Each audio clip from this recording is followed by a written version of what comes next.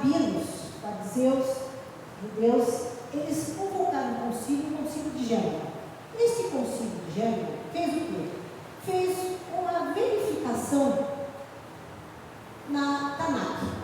Tanakh é a Bíblia dele, porque é a Bíblia deles. Por que Tanakh? São as abreviaturas Torá, Nevi e Ketuvim, ou seja, ao livro da lei, os livros dos profetas e o livro histórico. Então, Torá, Nevi, Torá, Tanakh, Torá, Nevi e Ketuvim. Então, são os livros que eles verificaram. Só que a Septuaginta, ela foi escrita para os judeus que estavam na diáspora. Por isso, ela foi escrita em grego. Por quê? Porque muitos já tinham esquecido, nós vimos isso hoje na aula do ano, muitos já tinham esquecido da sua língua de origem, tinham esquecido o hebraico, ou estava em aramaico, ou estava na linguagem da população da época. Como o Império Macedônico tomou conta durante 400 anos dessa região, eles aprenderam grego. Então foi escrito, convocaram 70 rabinos que traduziram a Bíblia hebraica para o grego, acrescentando esses livros, porque esses livros vão incentivar o povo a ter fé. O livro de Judite é uma mulher que acaba enganando um general babilônico. O livro de Macabeus é a revolta que é feita pelos Macabeus, que eles conseguem se desvencilhar do Império Grego. E assim, são livros que vão exaltar o povo e, ao mesmo tempo, dar brilhos para esse povo. Então, os judeus, nesse concílio de Gênova, tiraram esses livros. Inclusive, o livro de Esther foi uma luta se ficava ou não o livro. E o livro de Esther acabou ficando. Hoje nós sabemos por que Deus permitiu que o livro de Esther ficasse. Porque ele foi ânimo para os judeus nos campos de concentração na Segunda Guerra Mundial. Então, tudo tem um propósito do Senhor. E aqui, Martinho Lutero o que faz? Quando ele faz a tradução, ele não joga fora esses livros. Ele põe num apêndice. Inclusive, ele tira algumas das cartas, algumas das epístolas, que ele não concorda muito. A epístola de Hebreus, de Judas, ao Apocalipse, e ele coloca em um apêndice. Esse apêndice não tem número de páginas, então é algo que considera-se dentro, mas fora. Pois bem, e por que nós somos chamados de protestantes, se isso é só reforma?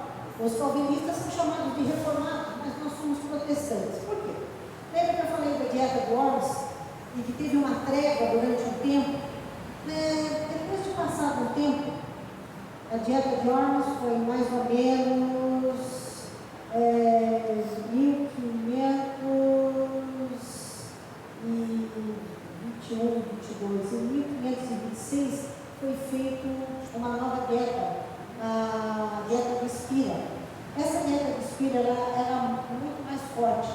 Ela queria realmente que os príncipes que estavam favoráveis à terra, que todos aqueles que se tornaram evangélicos até então, que eles retornassem ao catolicismo, seguindo a missa, porque Martinho Lutero muda um pouco a missa, não é mais a transubstanciação,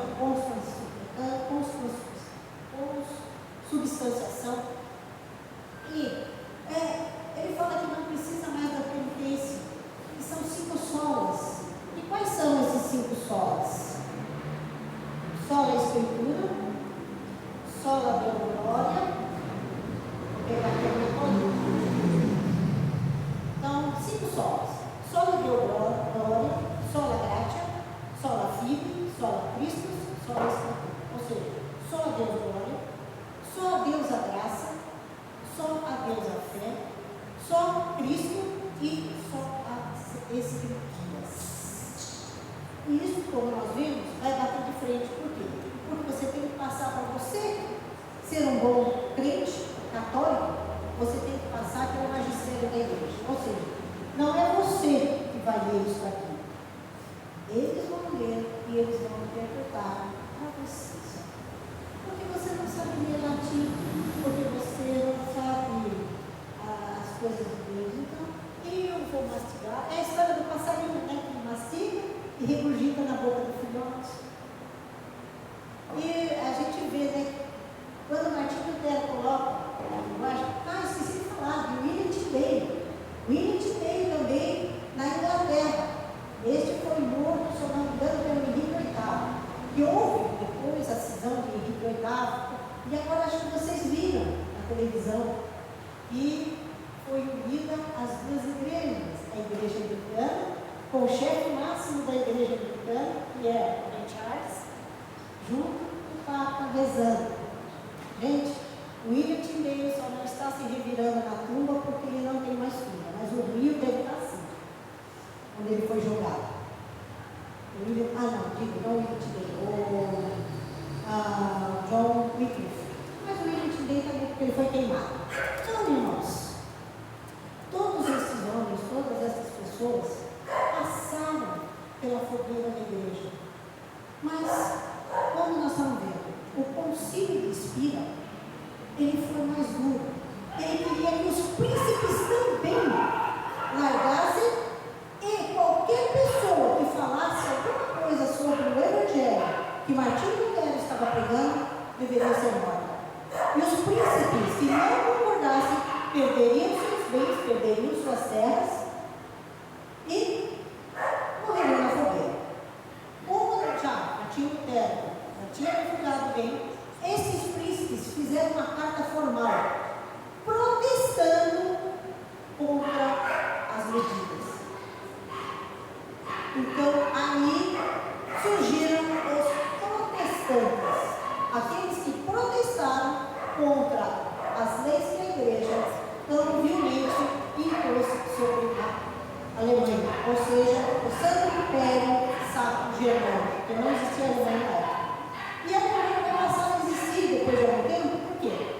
Porque Martinho Lutero, nesses 2 meses que ele traduz, que ele está escondido no castelo, e ele traduz o Novo Testamento, ele tem uma dificuldade muito grande. Por quê? Como eu falei, tem muitos príncipes. Mas por que tem muito príncipe? Porque a Alemanha está dividida em territórios, em ducados. Estes ducados têm os seus dialetos. Na Itália ainda tem isso, né? Tem os dialetos, tem o dialeto toscano, tem o dialeto napolitano, tem esses dialetos. Esses dialetos, eles trazem dificuldade, porque por alemão, afinal, ele consegue estudar. Vejam a capacidade desse homem.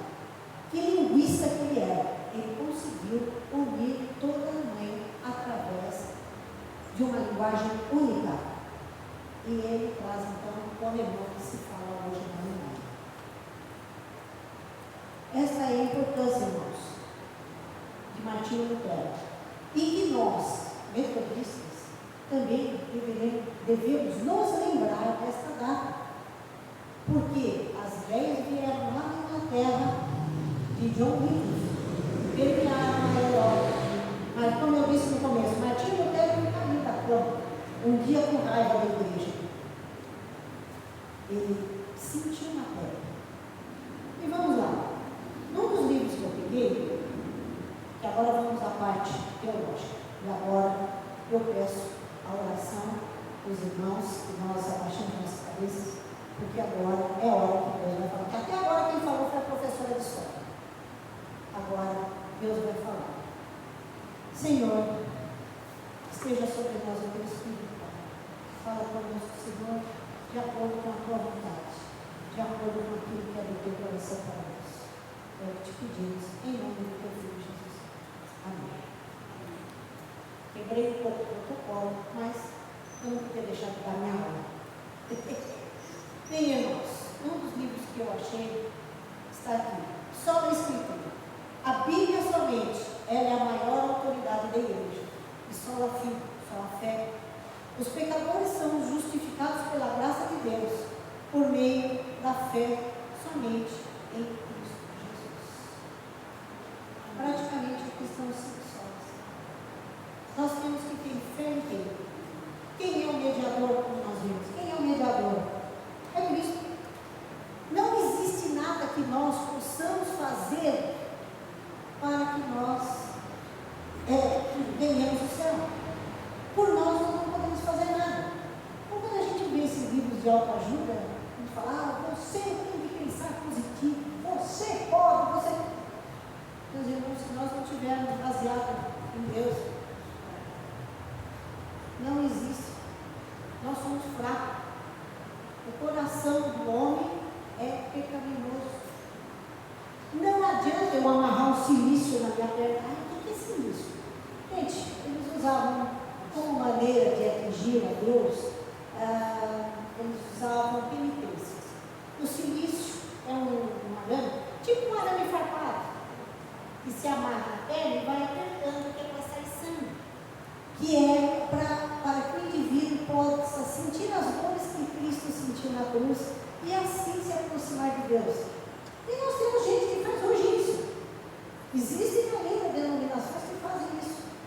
Existem alguns indivíduos, principalmente na Malásia, em que eles se chicoteiam, eles se pregam nas cruzes, para sentir a dor de Cristo. Eu pergunto, é isso que Deus fala para nós? Não adianta, o cara se prega na cruz, desce na cruz e, como disse aqui o irmão, vai lá e bate na esposa, ou rouba. Resolveu alguma coisa? Mas eu preciso ser bom. Gente, ser só bom não resolve. Eu não posso ser bonzinho para ir para o céu. Eu sou bom porque eu sou de Deus. É isso que fala, a graça é essa. Eu sou um ser perfeito. Eu sou bom. E Deus faz o que por nós? Para nós. Ele nos dá o seu amor incondicional. Ele é para nós aquele Pai super amoroso que a gente vê na palavra do filho pródigo. E muitas vezes nós somos o filho que está em casa, que está lá com o pai. E todo mundo fala do filho pródigo, ele gastou tudo, foi, quando ele voltou. Mas o filho que foi e voltou, ele voltou livre.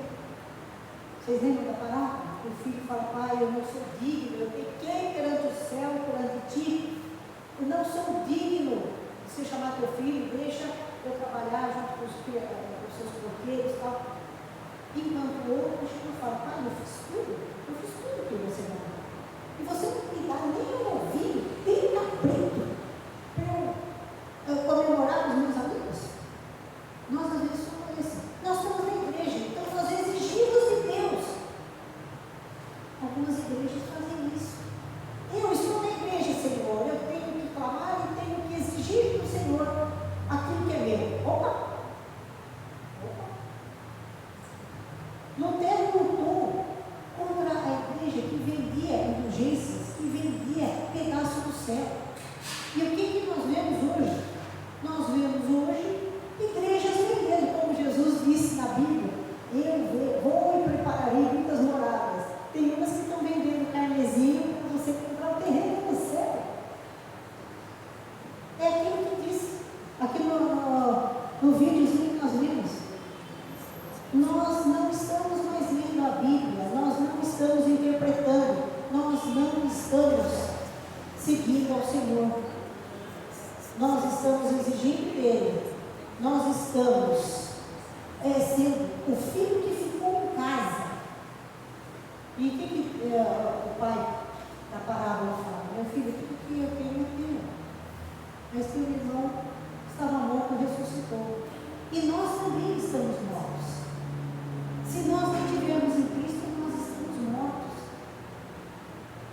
Nada, nenhum livro de autoajuda, nenhuma penitência, não adianta subir. Quantas vezes a gente ouviu falar o povo subir a ladeira da Penha de joelho?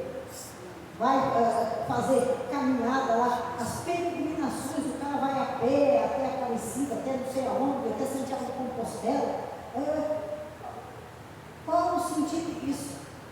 Se nós não cremos em Jesus e não dermos só a Deus a glória devida. Hoje, o nosso preâmbulo do culto foi maravilhoso. introdução ao culto foi maravilhosa. Além de cantar os Castelo Forte, como eu já falei com o André, por mim cantaria Castelo Forte, eu tocaria no prelúdio, no pós-lúdio, por mim, Castelo Forte. No meu enterro, por favor, toque Castelo Forte. E é um hino para mim. Ele tem os 5 solas nesse hino. Ele coloca perfeitas toda a doutrina bíblica, que não é doutrina, é o que está na Bíblia. Só a Deus dá graça e glória. A graça vem do Senhor e é gratuita. Nessa graça somos justificados. Justificados por quê? Por Cristo, que morreu por nós. Ele é o nosso advogado, Ele é o nosso único caminho para a vida eterna. Então, irmãos, voltando aqui, quero reler esse trechinho. A Bíblia somente é a maior autoridade da igreja. O que não estiver aqui não está conforme a palavra do Senhor. Não é de Deus. Aquilo que não estiver aqui não é de Deus. O irmão pode ter certeza. Só a fé. Os pecadores são justificados pela graça de Deus por meio da fé somente. Em quem?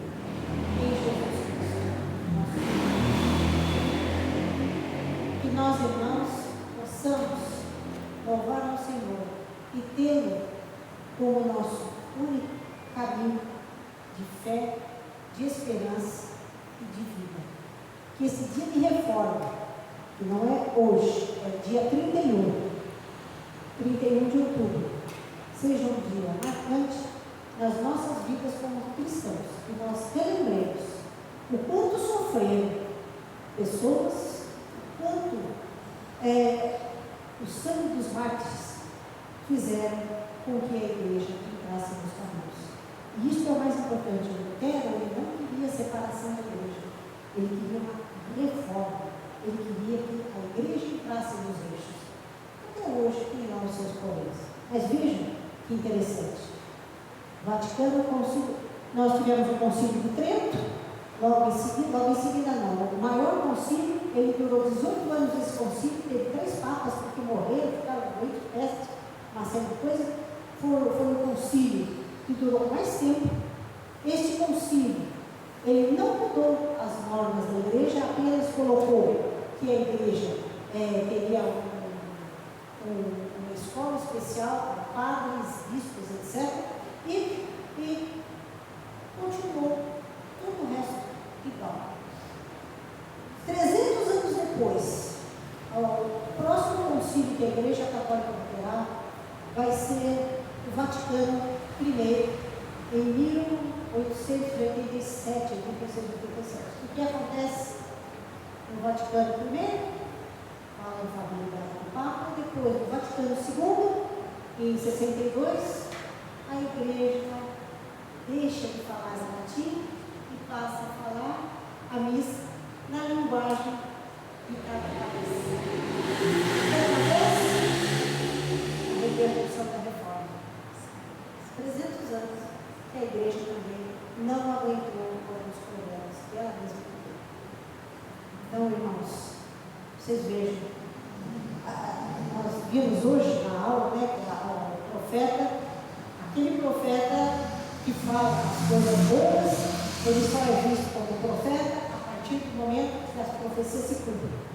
Então aqui nós vamos ver, ele tem que falar na língua do povo, porque se não entender, este povo vai embora buscar o anseio do seu coração. Porque, gente, quem não tem Deus, quem não tem a Deus, o vazio do coração é muito grande. Que nós tenhamos preenchido esse vazio do nosso coração, com fé, com esperança, com Cristo e mais do que isso, com o Espírito Santo sobre nós e que nós possamos fazer parte da grande comissão que Jesus pediu a nós, ir de todo mundo e pregar o Evangelho a todo mundo. Vamos orar, irmãos, a oração que une todas as denominações. A oração que Jesus nos ensinou. Os irmãos estejam em reverência.